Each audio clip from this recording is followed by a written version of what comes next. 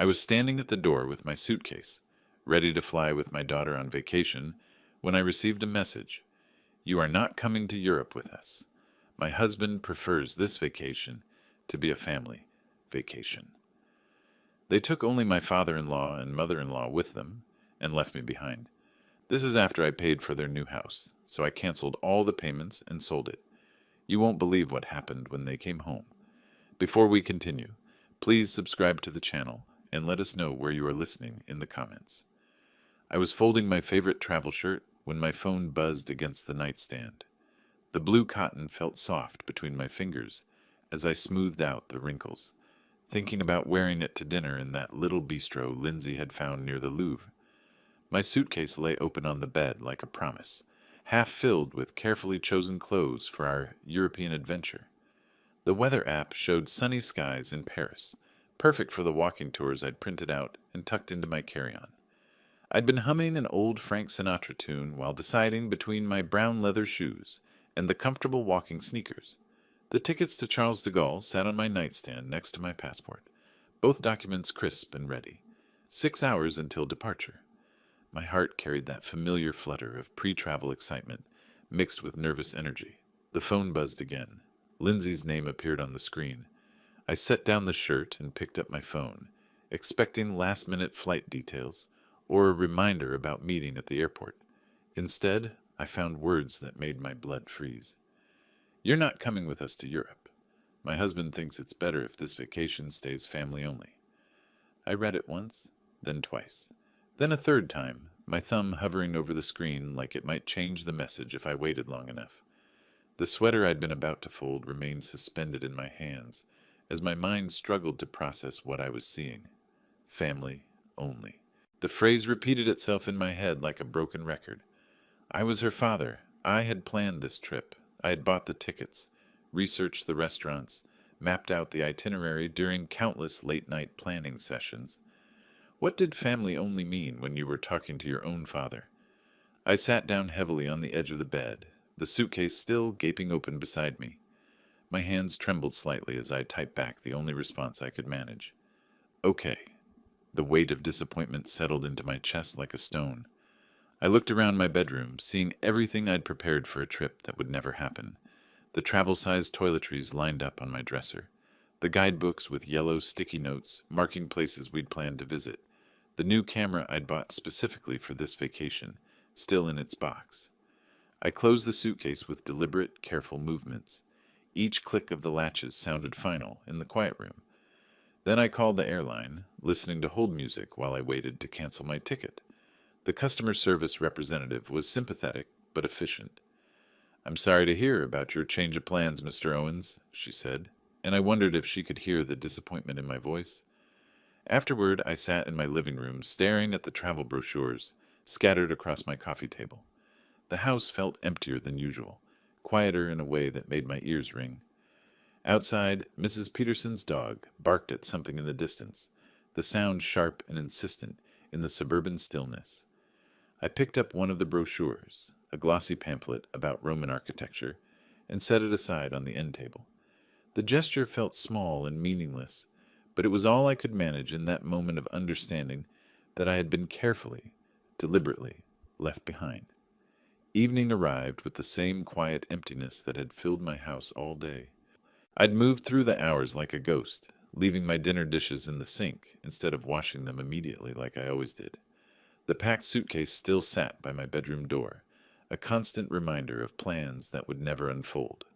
The television murmured from the living room, some evening news program I wasn't really watching. I kept checking my phone for no particular reason, scrolling through nothing, restless energy making my fingers twitch against the screen. Maybe Facebook would provide some distraction from the hollow feeling in my chest. I scrolled past Mrs. Johnson's cat photos, recipe shares from my book club, political posts I didn't want to read. The familiar blue glow of the screen was oddly comforting in the growing darkness of my living room. Then I saw it. Todd's parents standing in front of the Eiffel Tower, both of them grinning at the camera with that satisfied look of tourists who'd found the perfect photo opportunity. The caption read, "Beginning of the best family vacation ever." The timestamp showed it was posted 2 hours ago. My thumb froze above the screen. Maybe they'd taken a separate trip. Maybe this was an old photo they'd just decided to share. My heart began beating faster as I clicked on the profile to see more photos. There it was. Same location, same time, but this photo included 4 people. Todd's parents, Todd and Lindsay, all of them clustered together in front of a Parisian cafe, wine glasses on the table behind them. Lindsay's caption made my stomach drop. So grateful for family time in the city of light. I counted the faces in the photo with trembling fingers. 1, 2, 3, 4. The word family burned in my mind like a brand. I set the phone down on the coffee table, its screen still glowing with their happy faces. I stood up and paced to the kitchen window, looking out at my neighbor's house where warm lights spilled from the windows, families together for the evening. The betrayal hit me in waves, each one stronger than the last. I picked up the phone again, hoping I'd misunderstood somehow, hoping the photos would tell a different story. But they were still there, timestamp still fresh, their smile still bright and carefree. The 4 of them together in the city I'd dreamed of visiting, spending the vacation I'd planned, using the itinerary I'd researched. I walked back to the kitchen window and saw my own reflection staring back at me, ghostly and hollow-eyed. Behind my reflection, the phone screen showed their group photo, their happiness overlaid with my solitary image in the glass. The contrast was stark and painful, a visual reminder of exactly where I stood in their definition of family. I'd barely slept, tossing and turning while images of their vacation photos played behind my closed eyelids. Morning came with gray light filtering through my bedroom curtains, and I knew I needed answers. I couldn't let this stand without understanding why. My coffee mug shook slightly in my hands as I sat at the kitchen table, rehearsing what I would say to Lindsay. The time difference meant it was afternoon in Paris, perfect for a call. I took a deep breath and dialed her number, listening to the expensive-sounding international ringtone. 3 rings, 4 rings, then her voice, bright and cheerful. "Hi, Dad." I could hear background noise, Todd's voice, street sounds, the bustling atmosphere of a European city. "I need to understand something," I said without preamble. "What's that?" She sounded distracted, probably looking at some monument or shop window. "I saw the photos on Facebook. Todd's parents are there with you." There was a pause, a long one. Then her voice changed, becoming defensive. "Dad, we can explain—" "You said it was family only. What am I then?" Her tone shifted colder now. "Look, Todd said you can be overwhelming. He didn't want his vacation ruined." The word overwhelming hit me like a physical blow. Ruined? I planned this trip. I bought the tickets. And Todd's parents paid for their own. They don't expect us to take care of them constantly. Constantly. The word hung in the air between us like an accusation. "I supported you both when—" "That was your choice," she interrupted. "We never asked for a guilt trip." I could hear Todd laughing in the background about something else entirely, his voice carefree and oblivious to our conversation. The sound made my jaw clench. "Honestly, Dad," Lindsay continued, her voice hardening with each word, "Todd was right. You're too needy." The phone felt heavy in my hand. "I understand." "Good. We'll talk when we get back." "Understood."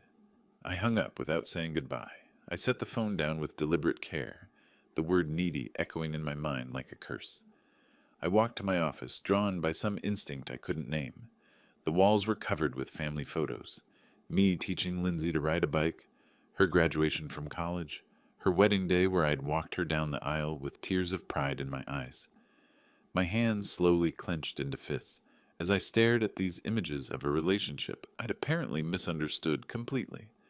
In one photo, I was holding baby Lindsay, both of us smiling at the camera. My reflection in the glass showed an older man, harder now, with something cold growing behind his eyes. I reached out and straightened the photo frame with careful, precise movements. The small action felt significant somehow, like I was adjusting more than just a crooked picture. I remained in my office after the call, surrounded by the evidence of what I'd thought was love, but was apparently just usefulness. Each photo on the wall told a story I was only now beginning to understand properly. The wedding photo where I walked Lindsay down the aisle. I'd paid $30,000 for that day, every detail perfect because I wanted her to be happy. The college graduation picture. I'd covered her student loans when Todd couldn't find work after his own graduation. The house hunting photos scattered across my desk. I'd co-signed their mortgage when the banks wouldn't approve them on their own. Christmas photos showed expensive gifts under trees I'd bought.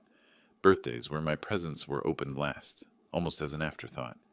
Each memory added weight to my chest, a growing pressure that made it hard to breathe.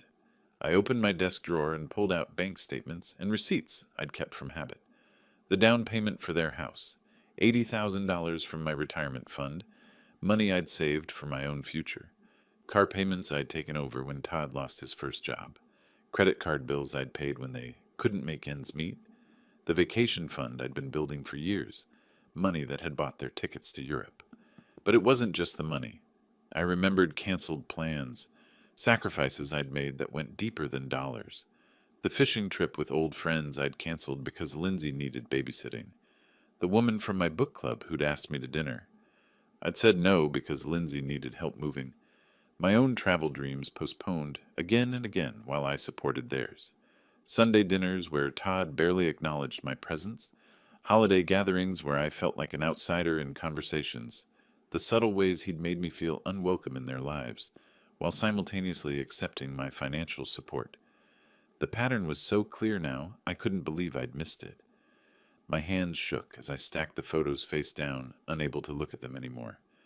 The word needy played on repeat in my mind, like a broken record. Suddenly, with startling clarity, I understood the difference between being loved and being useful. They'd never asked me to join their lives. They'd asked me to fund them. I stood up so fast my chair rolled backward and hit the wall. In the mirror above my desk, I saw someone who'd been taken advantage of for years, someone who'd confused generosity with love and received manipulation in return. The reflection showed a man who'd been patient and giving and trusting, and had been repaid with betrayal and dismissal.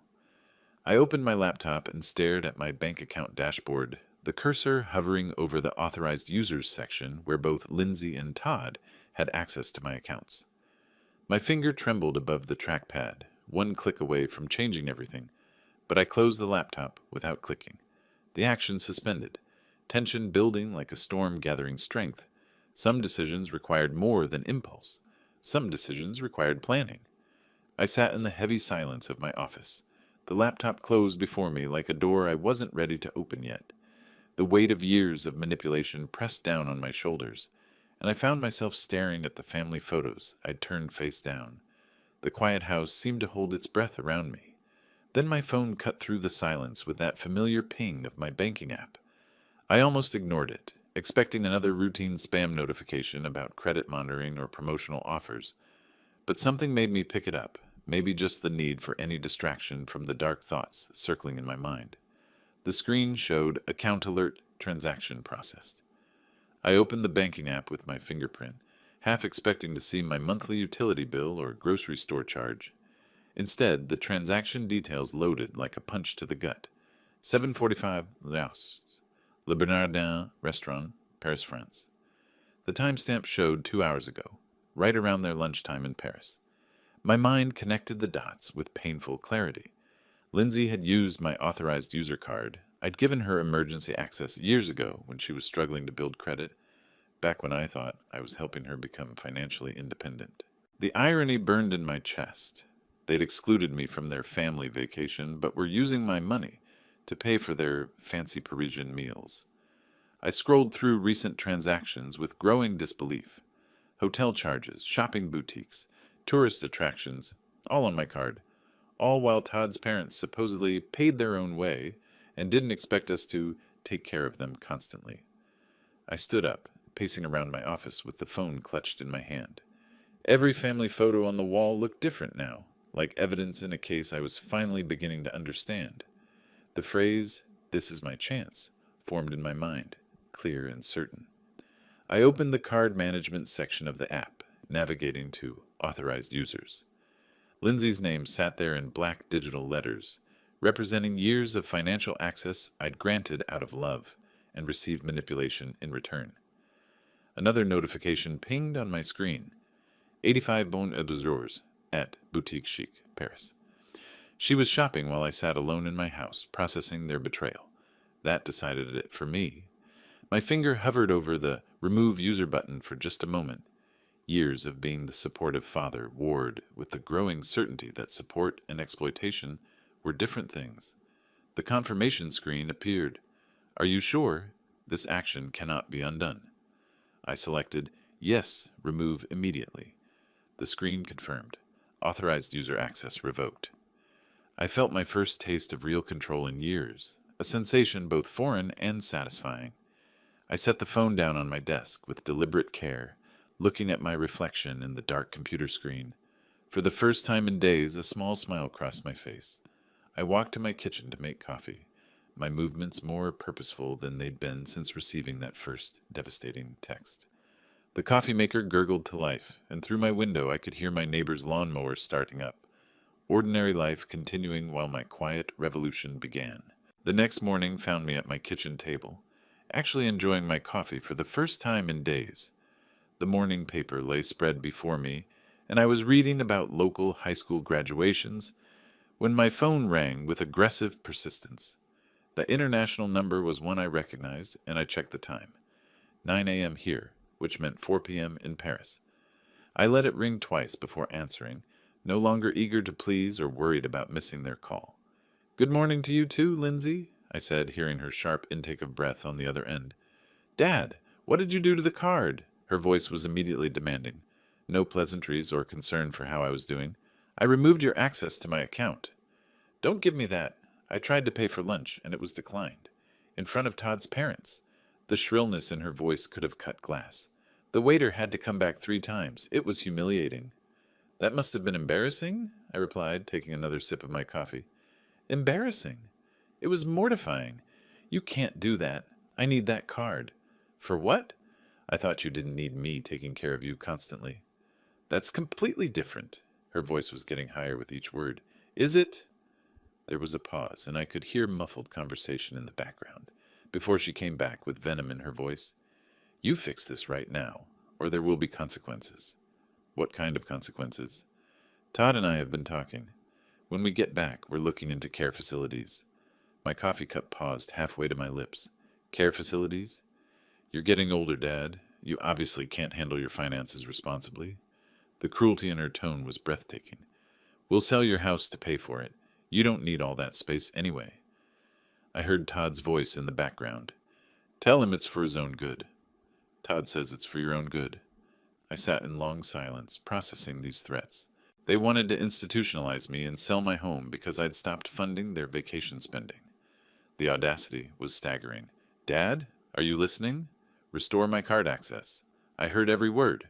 Good, so you'll fix it? No. What do you mean, no? I mean no. Enjoy the rest of your family vacation.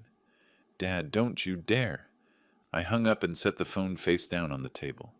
My hands were steady as I took a long sip of coffee, looking out my kitchen window at my well-maintained yard, this house I'd lived in for 30 years, paid off in full, with my name alone on the deed, the house they thought they could sell to warehouse me somewhere convenient. I stood up with new purpose, leaving my coffee unfinished, and walked toward my home office with determined steps. There was work to be done. I pulled my house deed from the filing cabinet, spreading it across my desk like a battle plan. But it wasn't my own deed I was studying. It was the second property document, the one for Lindsay and Todd's house on Maple Street. My name alone on the title, just as it had been since I bought it for them. I remembered the conversation 2 years ago. Just for the mortgage approval, sweetie. We'll transfer it to our names once everything's settled. They'd been too busy with their lives to handle the paperwork, always promising to get around to it next month, next season, next year. I found Marcus Chen's business card in my desk drawer. He'd sold me both properties, a trustworthy man who understood discretion. I grabbed my keys and headed for the door. The drive to his office took me through familiar Davenport streets. Mrs. Patterson waved from her garden as I backed out of my driveway, her friendly gesture a reminder of the ordinary morning this appeared to be. 20 minutes later, I parked at Chen Real Estate, housed in a converted Victorian that Marcus had restored with obvious care. Marcus looked up from his computer as I entered, surprise and pleasure crossing his features. Gary, Good to see you. How's retirement treating you? I need to sell the Maple Street property. Quickly.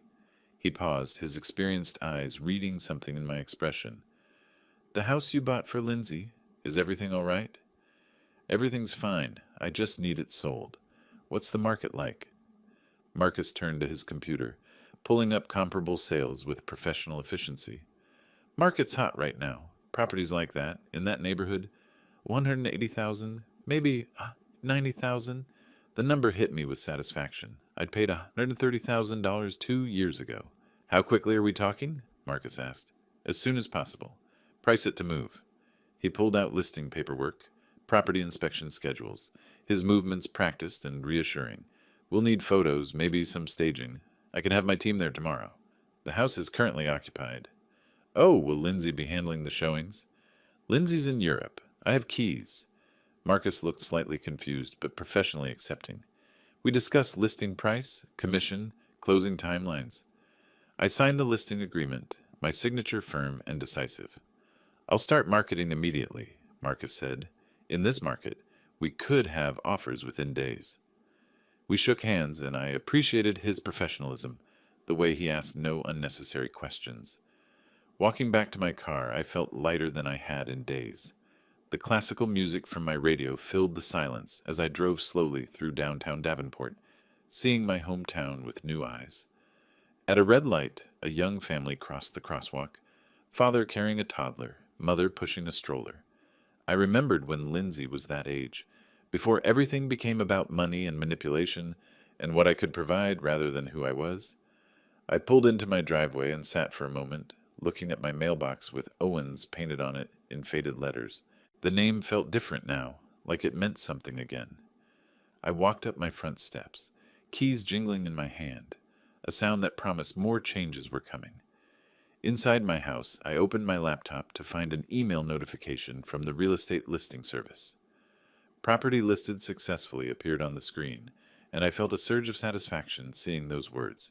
But there was more work to be done. I opened a new browser tab and searched Moving Services Davenport, Iowa. Large corporate companies filled the first results, but I scrolled past them, looking for something personal and reliable. I found Dave's Honest Moving, a small operation with good reviews, family-owned for 15 years, the kind of business where you talk to the owner, not a call center. I dialed the number, hoping for exactly that. Dave's Moving. This is Dave. The voice was deep, straightforward, no corporate script. I need help moving some belongings tomorrow. It's a time-sensitive situation. What kind of timeline are we talking about? Tomorrow morning, if possible. It's a full house worth of items. Where are we moving from and to? Dave asked. I gave him Lindsay's address, explaining that everything needed to go to storage. Storage unit lined up? He asked, and I realized I needed to arrange that too. I can recommend Secure Storage on Brady Street, Dave continued. Work with them all the time. Want their number? Within minutes, I had Janet from Secure Storage on a three-way call, discussing logistics. For a full house, you'll want at least a 10x20 unit, Dave advised. First month paid in advance. That's $120, Janet added. I'll take it. Could someone meet us there tomorrow? Back on the phone with Dave, we finalized the details. My truck and two guys, we can start at 8 a.m. What's the address again? I provided Lindsay's Maple Street address, adding, The residents are out of town. I prefer to have everything done before they return. Understood. Family situation? Dave's tone suggested he'd navigated these waters before. Something like that. Been there myself. Will be efficient and respectful. After ending the calls and paying for storage online, I made myself dinner with an appetite I hadn't felt in days. I set my alarm for 6:30 a.m., earlier than my usual retirement schedule, and laid out work clothes, my old jeans and boots from my contracting days, before I'd become someone who funded other people's dreams instead of pursuing his own. I sat in my living room watching the evening news with different attention. The weather forecast promised clear skies, perfect for moving. Everything was falling into place with a precision that felt both satisfying and inevitable. That night, I double-checked that my phone was charging, setting it on my nightstand next to a glass of water. In the bathroom mirror, brushing my teeth, I saw someone I barely recognized, Someone ready for action, someone who'd stopped waiting for permission to take control of his own life. I arrived at the Maple Street property at 7:45 a.m., 15 minutes early, as was my habit. The familiar house looked different to me now, not my daughter's home, but simply a property that needed to be cleared. Dave's moving truck was already parked outside, engine running, exhaust visible in the crisp morning air. Dave emerged from the cab as I pulled up, a sturdy man in his 50s with the practical demeanor of someone who'd handled countless family situations without judgment. His two crew members, younger guys in matching company shirts, were already unloading equipment with efficient movements. "Mr. Owens?" Dave extended a work-roughened hand. "Ready to get started?" I unlocked the front door with my spare key, the house silent and empty in a way that felt appropriate. We walked through room by room, Dave assessing furniture and personal items with a professional eye. "This is going to take about 3 hours, maybe 4 with the heavy pieces," he said, making notes on his clipboard. I pointed out what belonged to Lindsay and Todd, which was everything. The expensive sectional sofa I'd bought them last Christmas, Todd's elaborate home office setup with gaming equipment, Lindsay's extensive wardrobe that filled 2 walk-in closets. The crew started with boxes from the bedrooms, wrapping and labeling with systematic care. I insisted on helping, despite Dave's protests about liability. "I'm not that old," I told him, earning a grin from one of the younger workers. Soon I was carrying boxes labeled Lindsay's books and Todd's sports equipment, feeling a strange satisfaction at seeing their possessions being packed away so methodically. In their bedroom closet, I found photo albums from their wedding. Flipping through, I noticed I was conspicuously absent from most pictures. Todd's family prominent in every shot, while I appeared in maybe 3 photos, always at the edges. I closed the album and handed it to Dave's crew. Room by room, we cleared out expensive items I'd forgotten I bought them. Designer handbags, electronics, the leather dining set I'd purchased for their first anniversary. My back started to ache, but I pushed through, driven by a purpose I hadn't felt in years. In what would have been a future nursery, I found baby furniture they'd optimistically assembled for grandchildren that never came. For a moment, doubt crept in. Was I being too harsh? Then I found Todd's credit card statements showing luxury purchases while they claimed poverty to me, and the doubt evaporated completely. "You okay, Mr. Owens?" Dave asked, noticing my pause. "Just memories. Keep going." By 11:30 a.m., we finished our final walkthrough of the empty house. Rooms echoed differently now, afternoon sunlight streaming through bare windows onto vacant floors. I locked up and pocketed the keys, following the moving truck to secure storage, where I watched their belongings disappear into Unit 47B. I paid Dave in cash, adding a generous tip. "Hope everything works out for you, Mr. Owens," he said with genuine warmth. Driving home alone, I saw my phone light up with a Facebook notification. I pulled into my garage, the device still buzzing in the cup holder, like an insistent reminder that my quiet morning was about to become much more complicated. Inside my house, I finally checked the buzzing phone to find multiple Facebook notifications. Lindsay had posted angry status updates. "Some people have no respect for family privacy." The comments showed friends asking what happened, with Lindsay playing the victim to perfection. I closed Facebook without responding and called Marcus Chen back.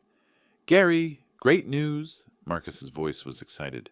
"We have a serious buyer, cash offer." "Already?" "Young couple, just relocated here for work. They love the neighborhood." He paused for effect. "Offer amount is $185,000, higher than we expected." The number hit me with satisfaction. "When do they want to close?" "That's the thing. They want to close immediately. They could move in this weekend if possible." I checked my calendar. Today was Thursday. "This weekend?" "They're in a corporate apartment, month to month. Very motivated buyers." Marcus's enthusiasm was infectious. "Can you handle expedited closing? I can have paperwork ready by tomorrow." "Make it happen."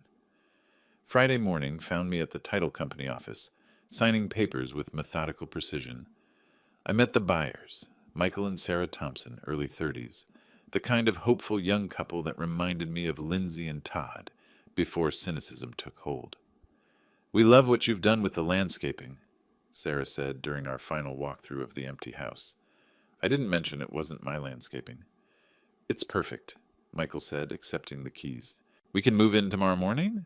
The bank transfer confirmation appeared on my phone. $185,000 minus realtor fees equaled $172,500 profit. I'd turned my gesture of paternal love into a solid business win. Saturday morning, I decided to drive by the property one last time. I arrived to see a U-Haul truck in the driveway, Michael and Sarah directing movers with infectious energy. A baby crib was being carried inside, young families starting fresh in a house that had seen too much disappointment. I parked across the street, watching Sarah plant flowers in the front garden while Michael assembled a swing set in the backyard. My phone rang with an international number, and I answered just as a taxi pulled up to the house. Perfect timing. Lindsay stepped out first, exhausted from travel but immediately alert as she surveyed the scene. Todd paid the driver, his face shifting from confusion to alarm as he processed the U-Haul truck and strangers in what he considered his driveway. "Excuse me," Todd called to Sarah, who looked up from her gardening with friendly curiosity. "What are you doing in our house?" Michael appeared in the doorway, paperwork in hand. "Your house? I think there's been a mistake." I got out of my car and walked calmly toward the scene, pulling an envelope from my jacket pocket. Lindsay spotted me, her face shifting from confusion to understanding to pure fury in the span of 3 seconds. "Dad, what is going on here? Why are strangers in our house?" Lindsay's voice carried that sharp edge I'd grown tired of hearing. Michael and Sarah exchanged worried glances, Sarah still holding her gardening trowel, like she might need to defend her new home. "Sir, I don't know who you are," Todd said to Michael, "but you need to move your belongings out immediately." Michael held up his paperwork. "I have the deed right here. We closed yesterday." "That's impossible. This is our house." Sarah's voice was small but determined. "Maybe we should call the police?" I stepped forward, my voice carrying the calm authority I'd learned in my years managing construction projects. "That won't be necessary." Lindsay's tone turned demanding. "Dad, fix this. Now." I addressed Michael and Sarah first. "I'm sorry for the confusion. Please continue with your move-in." Then I turned to Lindsay and Todd. "The house was sold because it belonged to me." Todd's face reddened. "What do you mean belonged to you?" "Check the original deed. It was never transferred to your names." Lindsay's voice rose to that familiar shriek. "You can't just sell our home." "I can sell my property," I replied evenly, which is exactly what I did. "This is theft. We'll sue you." Todd was practically shouting now. "With what money? I believe your credit cards were declined in Paris." Michael whispered something to Sarah, who nodded and started toward their front door now. "Please go inside," I told them. "This doesn't concern you." Lindsay's voice turned desperate. "Where are we supposed to live? Where are our things?" I extended the envelope I'd been holding. Todd snatched it, tearing it open with angry fingers. He read aloud, "Secure storage, Unit 47B, Brady Street." "Storage?" Lindsay's voice cracked. "You put our life in storage?" "I preserved everything carefully. First month's rent is paid." Todd crumpled the paper. "This is insane. You can't do this to family." "Family doesn't exclude fathers from family vacations. That's completely different." "Is it?" Todd stepped closer, trying to intimidate through proximity. "We'll contest this. We'll fight you in court." "The sale is legal. The property was mine." Lindsay's voice turned manipulative, the tone she'd used since childhood when she wanted something. "How could you do this to your own daughter?" I looked at her for a long moment. "How could you do what you did to your own father?" Sarah emerged from the house, concern evident in her voice. "Is everything all right?" "Everything's fine," I said to her. "Enjoy your new home." Lindsay and Todd stood on the sidewalk, their European luggage still in hand, looking like tourists who'd taken a wrong turn into someone else's life. I walked back to my car with measured steps, my work boots solid on the pavement. "This isn't over," Todd shouted behind me. I got into my car and started the engine, classical music resuming where it had left off. "Yes, it is." 3 months later, I was reading the morning paper when my doorbell rang. A process server handed me legal documents, Lindsay and Todd's lawsuit. I signed for them without surprise. By afternoon, I was reviewing the court's decision in my kitchen. Lawsuit dismissed. Property owner had legal right to sell his own property. The judge had been thorough and unsympathetic to their claims. Todd and Lindsay were responsible for their own attorney fees. My lawyer called within an hour. Clean victory, Gary. They have no grounds for appeal. The local newspaper ran a small article. Family property dispute resolved. I filed everything in my new folder, labeled Legal Victory, and moved on with my day. The town's gossip network had been buzzing for months. At the coffee shop, I overheard conversations. I always thought that son-in-law seemed entitled. Others said, Gary Owens worked hard his whole life. He deserved better. Some disapproving voices murmured, families should stick together. But I'd learned to let others' opinions roll off me like water. Running into Marcus Chen at the hardware store, he asked, How are you doing with everything? Better than I expected. That afternoon, I visited the pet store I'd noticed months ago. Max, a 3-year-old golden retriever, was looking for a new home because his family was moving overseas. He's been with a family, good with people, loves car rides, the owner explained. I knelt down, and Max approached immediately, tail wagging like he'd been waiting specifically for me. The connection was instant, Max seeming to understand my loneliness, me recognizing his need for a companion who wouldn't abandon him. An hour later, Max was riding shotgun in my car, head out the window, both of us heading toward something new. That first night, he slept by my bed, and for the first time in months, neither of us felt alone. With Max at my feet, I researched travel trailers online. Best RVs for senior travel led me to articles about freedom and adventure. At RV dealerships, salespeople were eager to help. I test drove a 25-foot Airstream, perfect size for one person and a dog who'd claimed the passenger seat before we'd even signed papers. I used the trade-in value of my second car plus savings to purchase it outright. Max loved RV life immediately. We planned our route. National parks, small towns, places I'd always wanted to see but had postponed for family obligations. The morning we left Davenport, my house was prepared for extended absence. I'd arranged mail hold and asked neighbors to watch the property. Loading the trailer, I packed camping gear, Max's supplies, and one photo album. Pictures of Lindsay as a child, before disappointment changed us both. Max sensed adventure coming, his excitement infectious as I started the engine and checked the trailer connection. We drove through Davenport one last time, past familiar places that looked smaller now. Passing Maple Street, I saw Michael and Sarah's children playing in the yard, the house finally filled with the joy it was meant to hold. The highway sign read, Colorado, 500 miles. Max had his head out the window, my hand steady on the steering wheel, both of us finally free. That evening we stopped at a scenic overlook in Colorado. I opened a camping chair as the sun set over the mountains, painting the sky in shades of orange and purple I'd never taken time to notice before. Max settled beside me, content and loyal, no agenda beyond companionship. For the first time in years, I was exactly where I belonged. If you like this story, please like this video, subscribe to the channel, and share your impressions of this story in the comments. To listen to the next story, click on the box on the left. Thank you for watching.